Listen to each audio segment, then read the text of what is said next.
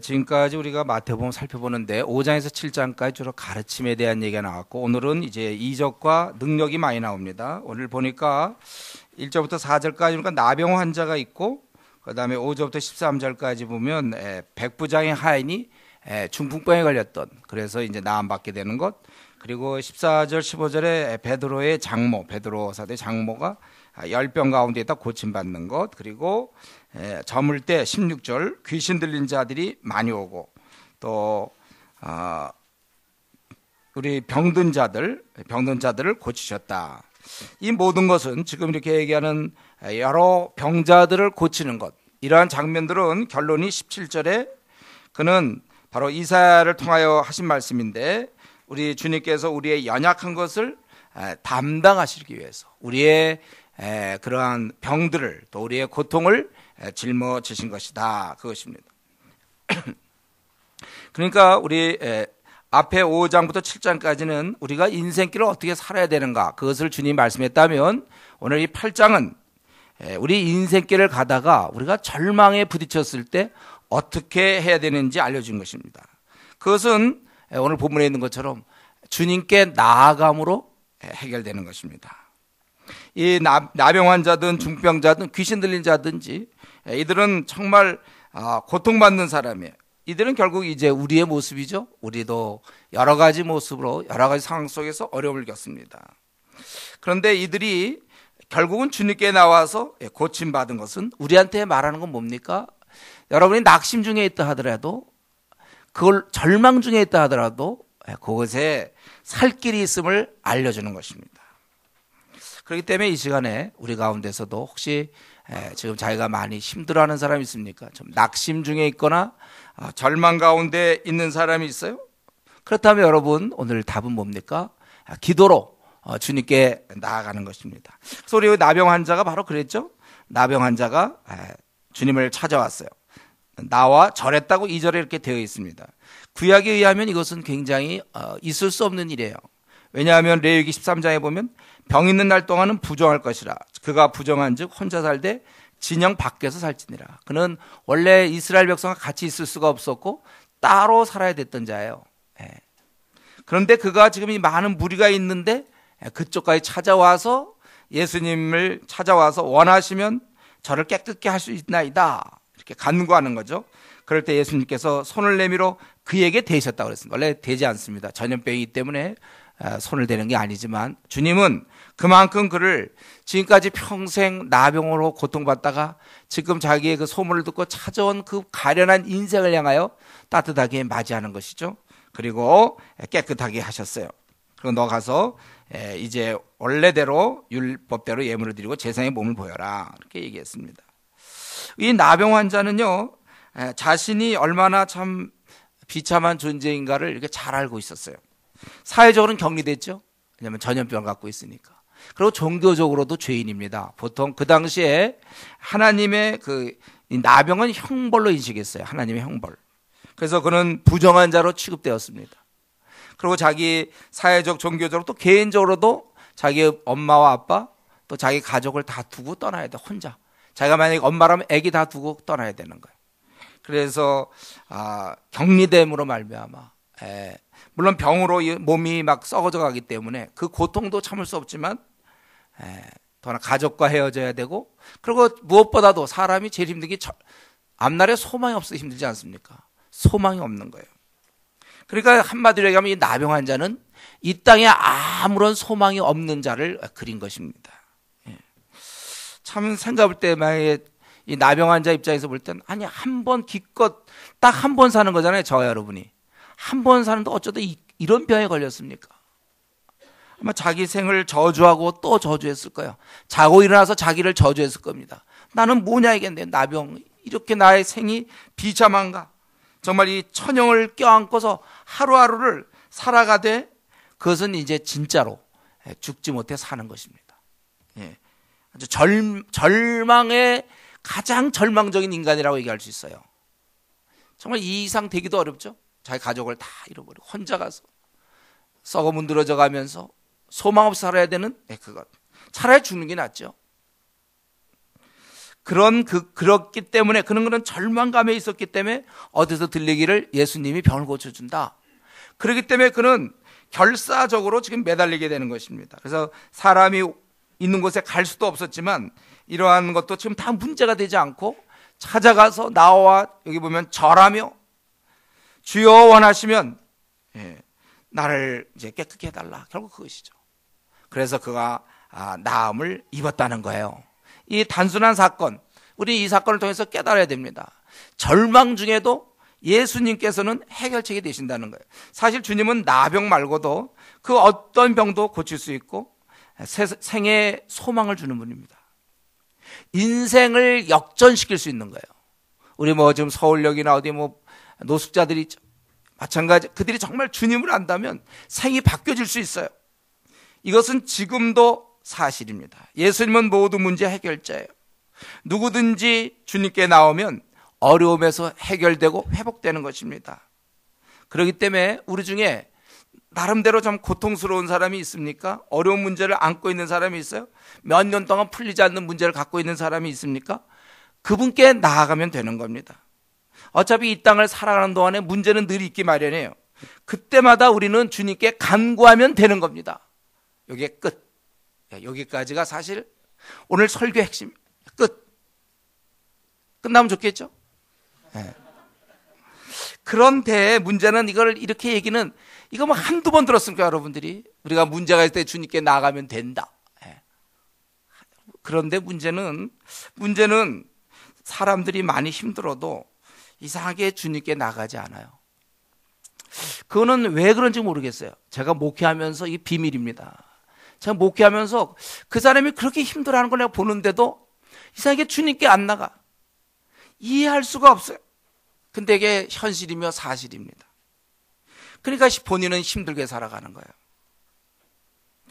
모르겠어요. 지금 자신이 힘들다 하면서 그냥 그거는 엄살인가 봐요. 그러니까 힘들다고 그러는데도 그렇게 기도 안 하고 지내는 거 보면 살만하니까 그러는 거 아닌가 그런 생각도 들어요.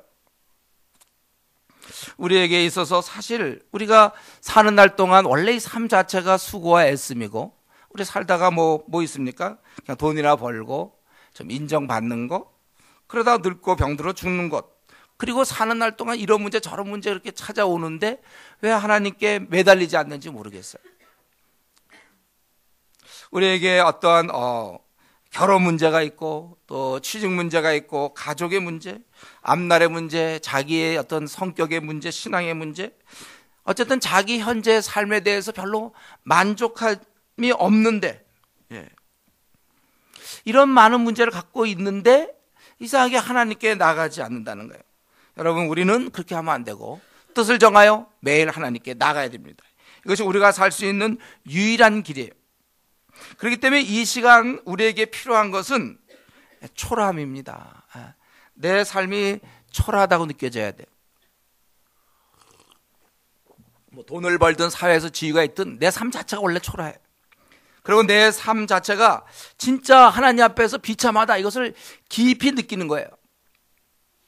그래야 우리가 주님께 나가는 것입니다. 이런 면에서 세상에서 잘 되는 게 꼭 축복이 아닙니다. 시험에 딱딱 붙는 거 그게 꼭 축복이 아니에요. 왜냐하면 차라리 힘들더라도 주님께 매달릴 수 있다면 그것이 더 큰 축복이 될 수 있다는 것입니다. 우리의 무능력을 인정하고 자신의 이런 비참함, 절망을 해야, 그래야 우리가 주님께 나가는 거예요. 그래서 오히려 이것이 더 큰 은혜가 되는 것입니다. 그래서 여기 오늘 본문에 이 나병 환자이기 때문에 아마 그 당시에 많은 사람이 있었지만 나병 환자는 자신의 삶에 대해 절망을 했고 낙심을 했고 그래서 주님께 나아갈 수 있었던 거예요. 그러니까 우리가 오늘 이 본문을 통해서 우리가 하나님께 기도하면 문제가 해결되는구나. 우리가 그걸 깨달으면 돼요. 그래서 정말 기도하면 되는 거예요. 근데 목사님, 저는 기도 많이 했는데요. 근데 왜 지금까지 응답이 없습니까? 저는 그래서 낙심합니다. 더욱 낙심이 됩니다. 기도해도 응답도 없고요. 벌써 내가 몇 년째 기도했는데 응답도 없고. 우리 가운데 혹시 이렇게 얘기하는 사람이 있습니까? 저는 이런 얘기를 많이 듣는데 지금까지 했는데 별로 응답도 없고 낙심된다. 그건 뭔가요? 그건 어떤 것이죠? 성경을 통해서 볼 때 하나님의 때가 있다는 거죠. 하나님의 때. 가장 적절한 때 하나님께서 허락하시는 거예요. 여러분, 이런 면에서 우리가 하나님께 그 시간표는 하나님께 맡기는 거예요. 우리 일정은 하나님께, 내 남은 생의 플랜은 하나님께 맡기는 겁니다.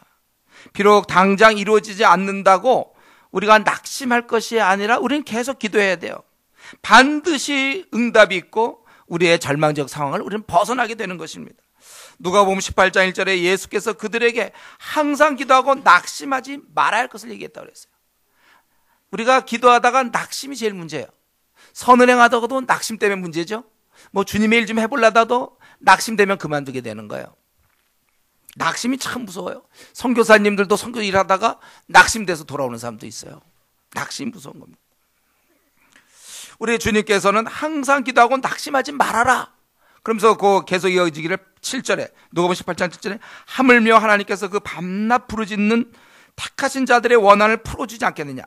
여러분, 우리가 정말 이렇게 밤낮 부르짖었나요? 여기 본문에 보면 밤낮 부르짖, 그 정도로 강한 그 간절함이 있어야 돼요. 그들에게 내가 오래 참겠느냐? 8절에 내가 너에게 이르노니 속히 그 원한을 풀어주시리라. 네, 분명히 성경은 약속했습니다. 속히 풀어주겠다고 얘기했어요. 그러나 인자가 올 때 세상에서 믿음을 보겠느냐 하시니라. 과연 그러한 믿음을 갖고 응답이 지금 안 이루어져도 하나님의 때 가장 좋을 때 이루어주시는 거니까 나는 그걸 믿습니다. 나의 플랜은 있어요. 나의 계획은 있습니다. 이때쯤 돼야 되는데 안 돼. 그래도 믿는 거야. 우리는 주께서 가장 자비하신 분이시오, 가장 선하신 분이시기 때문에 이루어주실 것이다. 가장 좋은 때 이루어주신 것이다. 나는 그걸 몰라. 그렇기 때문에 우리는 오직 기도하는 것입니다. 그러므로 오히려 우리는 응답에 대해서 의심할 것이 아니라 내가 진짜로 주님께 매달렸는가를 우리는 점검해 봐야 돼요. 오늘 나병 환자가 보여주는 것, 이거 정말 전심으로, 이때 나병 환자가 생각해 보세요. 어디서 왔는지 모르지만 거기서 그 오는 동안에 그 수많은 사람들의 그런 눈초리와 눈총을 받아가면서 힘들게 어떻게 찾아와서, 주님 찾아와서, 그리고 그가 간구하는 것처럼 나는 정말 전심으로 주님께 간구했는가. 오늘까지 내가 이 기도에 응답을 받지 못한다면 내가 응답의 문제가 아니라 어쩌면 나아감의 문제일 수 있다는 거예요. 내가 그냥 적당히 기도한 거 아닙니까? 기도하다가 되면 되고 안 되면 안 되지 뭐. 그래도 기도는 해야 되니까. 그리고 마음이 별로 이렇게 들어줄 것 같지도 않은데 그냥 기도는 해야 되니까 그냥 기도는 좀 해요. 그러나 정말 주님께서 들어주신다, 선한 목자가 내 기도 들어주신다 생각하고 전심으로 간구했느냐, 그것입니다. 이거 해결 안 되면요, 난 너무 비참합니다. 하나님, 나에게 이 문제를 해결해 주십시오. 정말로 마음속에 비참함과 좀 이 안타까움을 가지고 매달렸냐, 그 말이에요.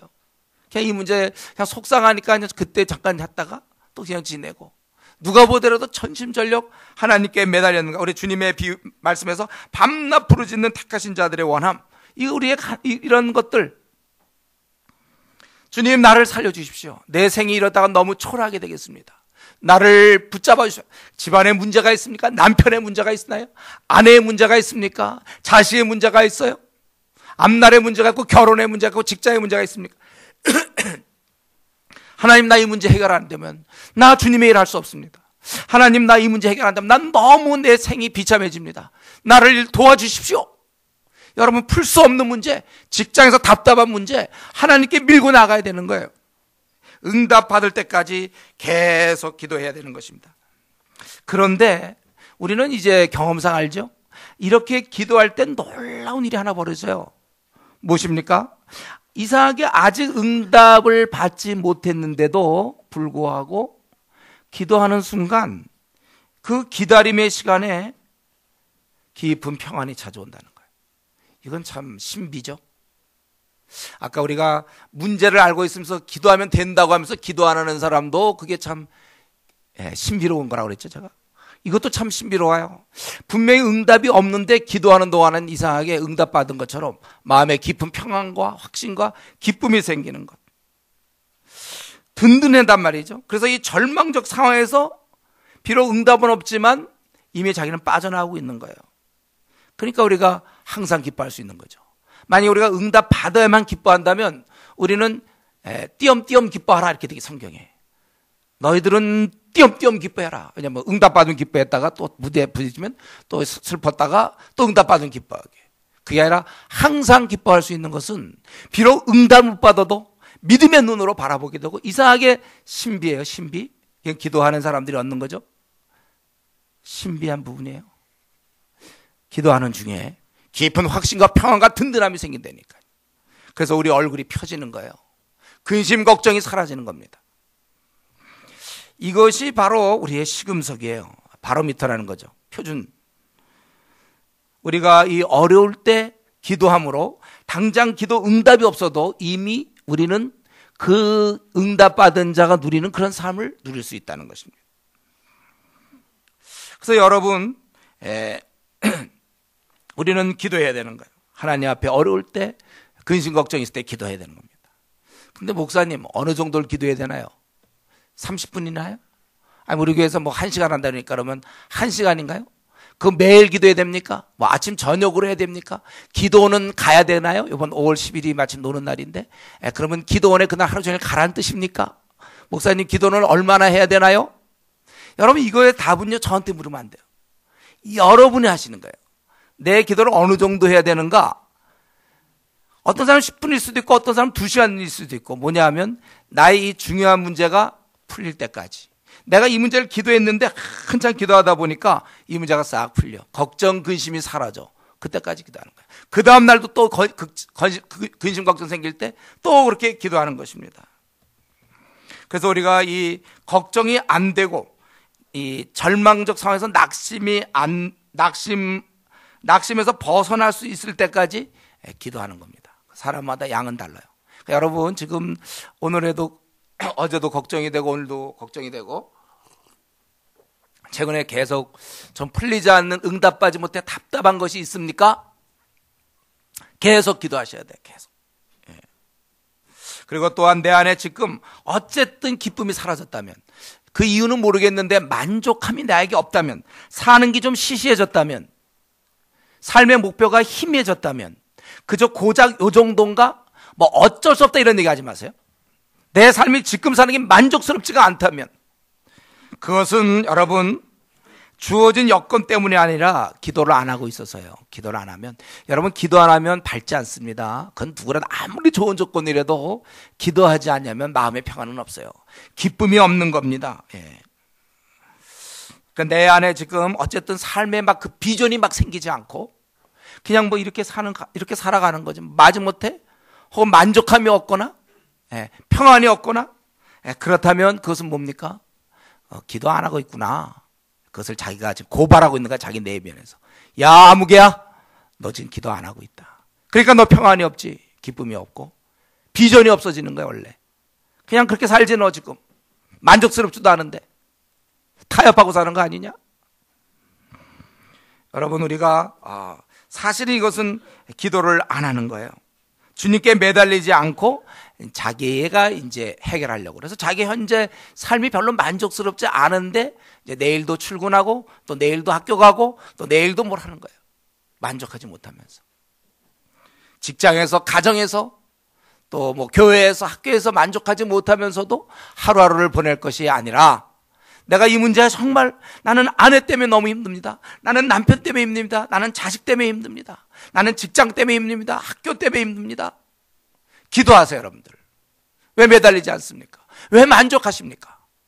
내 안에 평안이 없는데. 이렇게 살려고 나 태어난 거 아닌데 하나님께 기도하세요.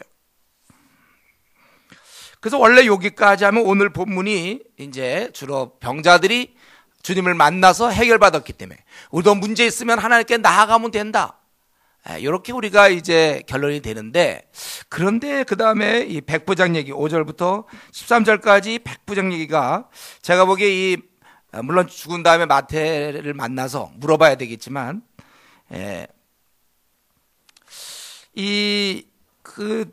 그 다음에 그 백부장 얘기를 여기다 이렇게 집어넣은 것은, 여러 사건 중에 이렇게 순서를 정해서 집어넣은 것은 제가 생각하기에는 여기서 아주 귀한 뜻이 있다고 생각합니다.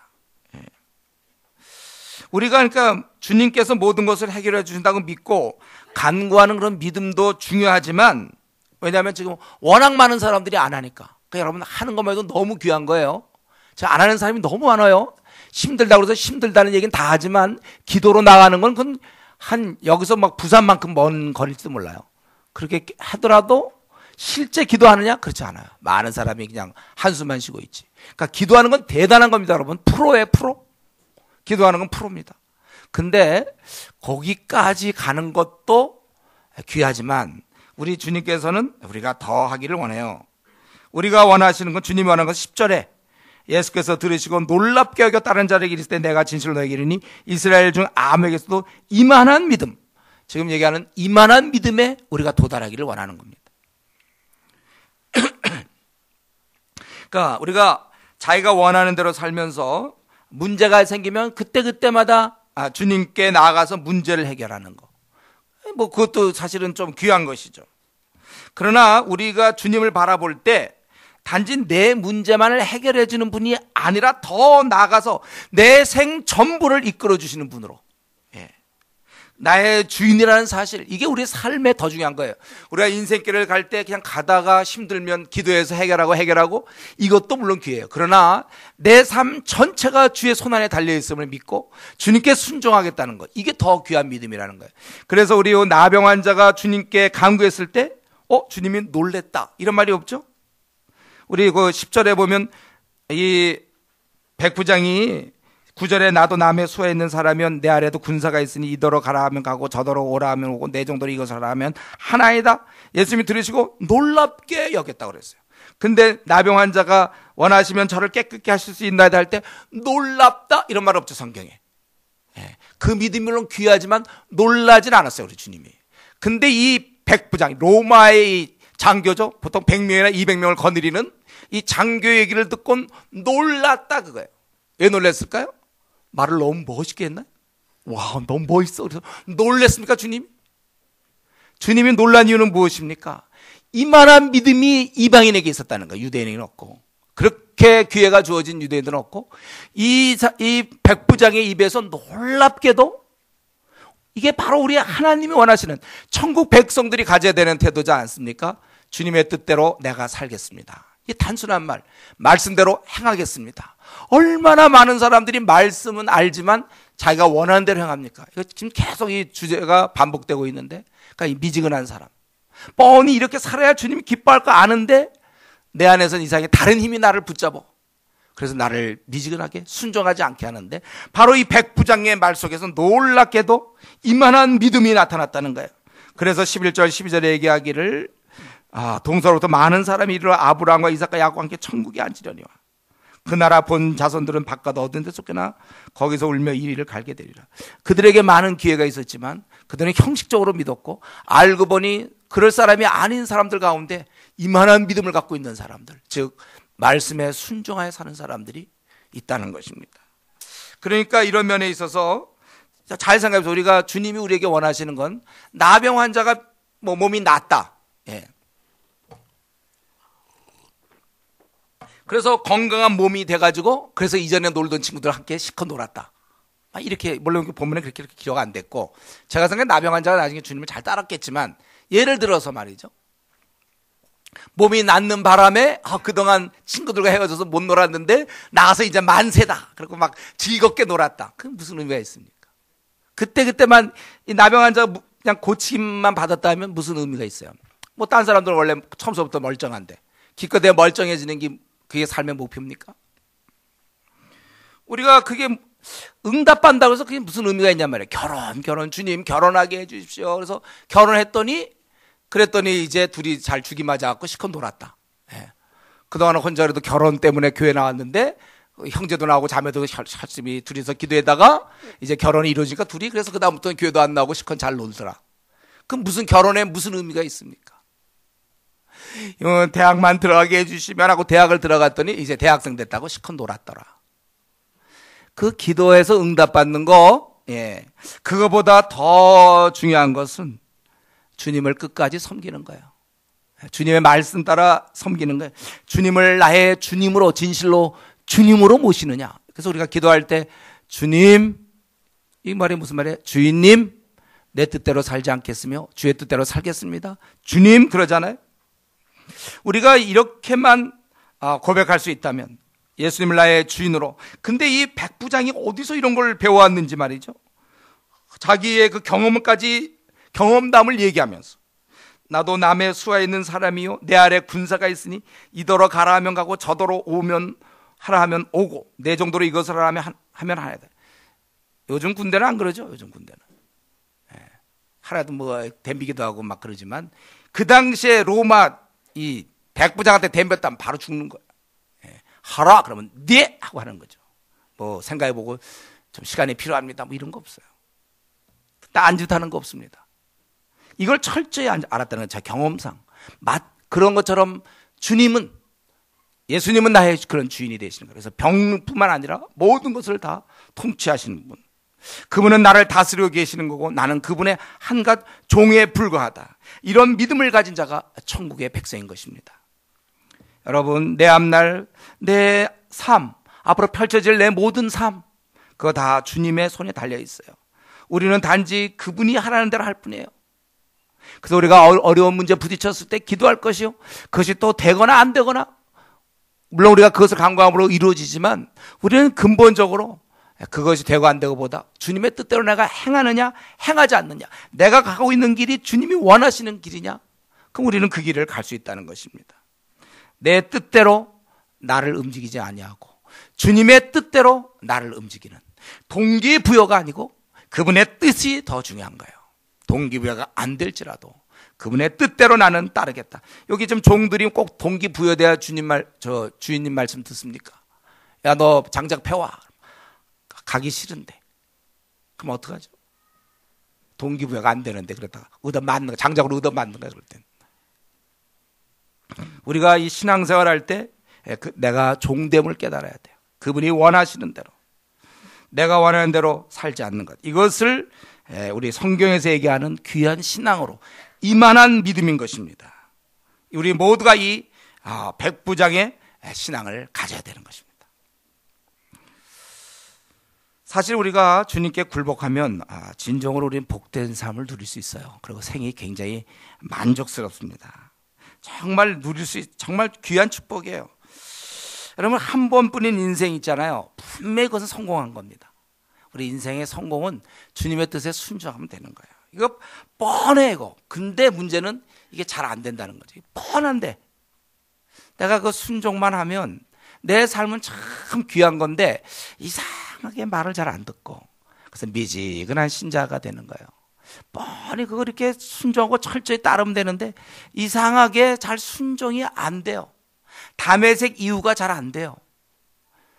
저 같은 경우도 그러니까 제가 생각해 보니까 제가 대학 2학년 때 주님께 돌아가지 않았습니까? 모태 신앙으로 있다가 그때 내가 헤맬 때 이렇게 하면 안 된다는 걸 알면서도 그 어떤 힘이 나를 붙잡아요. 그래서 나는 이상하게 미지근하게 그냥 주일 11시 예배는 나가지만 나는 주님을 위해 살 마음이 애당초 나한테 없었어요. 그래서 그때 이제 2학년 때 그때 내가 바뀌고서 그러고 나서 내가 주님을 섬기게 된 거고, 저는 그때부터 행복한 거고, 그때부터 저는 언제든지 주님 오셔도 된다고 생각해요. 지금까지 제가 살아오면서 주님 언제든지 오십시오. 저는 주님 기다립니다. 지금까지 30년 이상 이렇게 계속되는 거예요. 주님 오십시오. 괜찮습니다. 제가 거기에 가장 중요한 시금석이라고 그랬죠. 지금 자신에게 물어볼 때 주님 오늘 오십시오. 요거에 아멘 이렇게 되면요, 여러분 지금 제대로 사는 거고, 지금 주님 오시면 안 된다는 사람들 고쳐야 되는 것이죠. 왜 우리는 주님께 지금 이 백부장의 고백처럼 우리는 정말 종으로서 살면 되는데 왜 이렇게 안 되고, 왜 주님의 말을 그렇게 잘 안 듣습니까? 우리가 주님이 원하는 거 뻔히 알면서도 왜 이렇게 잘 순종을 잘 안 합니까? 이것이 바로 내 안의 욕심과 죄성입니다. 이유를 뭐 한 760가지를 들어서라도 어떻게든지 이유를 대고 내 마음에 원하는 거. 가만히 보면요, 그의 신앙생활도 가만히 보면 자기 하고 싶은 대로 해요. 자기 원대로 합니다. 신앙생활하는 거 보면 자기 결국 원대로 해요. 참 이것이 우리가 지금에 있는 우리 21세 현재 우리의 실존입니다. 하나님의 뜻대로 살면 되는 걸 알지만 그렇게 살지 못하고 있는 나. 참 서럽죠. 서러워요 원래 이게. 내 생이 멋지게 빛나야 되는데, 찬란히 빛나야 돼. 내가 정말 이제는 멋지게 한번 살 수가 있는데 나를 갖다 꽉 초라하게 만드는 이 강한 내 안의 그 욕심, 죄성, 이것. 어째서 이런 힘이 내 안에 있어서 내 인생을 망치는가? 그래서 그냥 미지근하게, 그래서 주님이 나를 위해 목숨 버리신, 오늘 지금 성찬신도 했지만 나를 위해 목숨 버리신 그분께 충성을 다해야 되는데 그분이 오시면 안 된다고 할 정도로 어째서 내가 이렇게 됐는가? 이런 이율배반에 왜 내가 됐는가? 어째서 내가 선봉에 쓰지 아니하고 왜 뒤에 후미에 적당히 따라가고 있는가? 내 신앙생활은 어째서 내가 이렇게 되었는가? 남들은 막 선교를 한다고 그러고 막 주의 복음을 위한데 뭐 선교할 사람이 따로 있다, 뭐 이런 은사가 다르다, 뭐 이런 식으로 그냥 합리화시키고 정말 자기 나름대로 뭐 그러면 주의 복음을 위해 일하진 않고 여러 가지 이유는 들고, 그게 서럽단 말이에요. 어떻게 해서 그렇게 되었는지. 이 힘이 내 인생을 망쳐놔요. 내가 이 힘에서 만약에 벗어날 수 있다면 나는 참 빛나는 건데, 멋있는 건데, 내 생은 이제 정말 주님처럼 한번 이 나그네 삶을 멋지게 살 수 있었는데 이게 날 딱 붙잡아 갖고 날 그냥 미지근한 성도가 되게 해서 이것도 아니요 저것도 아니요, 참 안타깝게 나를 만든다는 거예요. 나를 꽉 붙잡아서 못 빠져나오게, 아직도 그 욕심과 죄성에서 허우적거리게 만드는 내가 그러한 내가 가련할 뿐인 것입니다. 우리가 그렇다면은 이제라도 성령님께 간구하셔야 돼요. 성령님, 나를 이 욕심과 세상의 힘에 붙잡혀 빠져 나오지 못하는 나를 위하여 주여 나를 건져 주시옵소서. 여러분 정말 울 때 뭐 일본 사람들 죽어간다고 울고 뭐 슬프다, 그게 아니고 바로 자기 자신을 향해서 울어야 돼요. 어째서 내가 이 좋으신 주님께 내 마음껏 충성할 수 있는데도 불구하고 왜 50%밖에 못하고 40%밖에 못하고 10%밖에 못하냔 말이야. 더 할 수 있는데, 내가 세상 직장에서는 더 한 80%까지 나가는데 주님 섬기는 일, 교회 일, 뭐 이런 주의 나라 확장을 위한 일은 그저 27%? 어째서 이러냐 이거예요. 우리 이런 자신을 위해서 울어야 됩니다. 그리고 성령님께 간구해야 돼요. 주님, 그리고 우리 주 형제 자매들에게 기도로 부탁해야 됩니다. 나는 더 이상 이렇게 미지근한 삶을 살기 원치 않는데, 나는 계속 미지근으로 가고 있는데 이건 내 원하는 바가 아니라 악한 자가 원하는 거고 죄성이 원하는 거고 욕심이 원하는 거니 나를 위해 기도해달라, 나를 하여금 이게 벗어나게 해달라. 여러분 기도하셔야 돼요. 다메섹 이후가 돼야 됩니다. 그래서 언제든지 오늘 주님 오십시오, 주님 오시길 바랍니다. 여러분 생은 자꾸 가고 있습니다. 올해도 벌써 이제 4개월 다 지나가려고 그래요. 더 늦기 전에 정말 자기 욕심과 죄성에서 벗어나세요. 그럴 때 진정한 기쁨이 있어요. 이게 성경에는 자유가 있는 거예요. 진정한 기쁨, 자유, 행복이 이 안에 있어요. 이 안에서 참 즐거운 거예요. 그렇지 않으면 우리는 다시 종의 멍에를 매는 것입니다. 지금 이 자리에 다 같이 앉아 있어도 누구는 정말 이 문제가 해결돼서 다메섹 이후를 살고 있는 사람이 있어요. 다메섹 이후를 살고 정말 행복하게 사는 사람이 있고, 또 누구는 아직도 이 욕심과 세상의 끈에 매여 있어가지고 그저 미지근하게 살아가는 사람이 있다는 거예요. 미지근은 우리가 단 한 명도 미지근한 신앙생활이 있으면 안 돼요. 그건 주님께 불충한 겁니다. 죄를 짓는 거예요. 날 위해 목숨 버리신 그분 앞에 왜 내가 온갖 헌신을 다 못합니까? 왜 내 자신을 기쁘게 드리지 못합니까? 무엇이 나를 가로막고 있습니까? 여러분 기도하셔야 되는 것입니다. 그래서 속히 우리가 나를 붙잡고 있는 것에서 벗어나서 주님이 들으시고 놀랍게 여기시며 따르는 자들의 일이 있을 때 내가 진실로 너에게는 이스라엘 중에 아무에게도 이만한 믿음을 보지 못했다. 바로 이만한 믿음, 그것이 바로 천국에 이르는 자들의 모습이에요. 우리가 이만한 믿음을 가질 수 있도록 주님께서 오직 주님만 나의 주님이 되어주십시오. 제가 세상에 충성하지 아니하고 주님께 충성하겠습니다. 내 남은 생 참으로 이제 이 죄성과 욕심에서 벗어나 마음껏 활개치고 주의 복음을 위하여 전사로서 내가 선봉에 있어서 내 남은 생 마음껏 주를 위해 쓰겠습니다. 참으로 주님은 나의 주인이 되십니다. 그렇게 고백하며 그리고 정말 승리하는 그러한 성도님 되기를 간절히 간구합니다. 우리 기도하겠습니다. 오늘 본문을 통하여 우리는 문제가 있을 때 주님께 나가지 않는 그 수많은 사람들, 혹시 내가 그런지, 그래서 밤낮 한숨 쉬고 있는 거 아닌지 우리 기도해야 될 것이고, 그리고 우리가 항상 문제 있을 때 문제 푸는 거, 나는 여전히 살아있고 힘들 때 문제 푸는 것이 아니라 주님이 나의 완전한 주인이 되어주셔서 기쁠 때나 슬플 때나 언제든지 나는 정말 하나님을 의지하고 나가고 감사하며 나가고 생애의 주인으로 더 이상 미지근한 생활 이제 청산하겠습니다. 한번 멋지게 이제 남은 생 그렇게 많지도 않은데 50년 남았는데 40년 남았는데 멋지게 한번 주님께 드려서 한번 나도 이만한 믿음을 갖고 천국 백성답게 살겠습니다. 한번 이 시간에 통성으로 같이 기도하겠습니다. 기도합시다.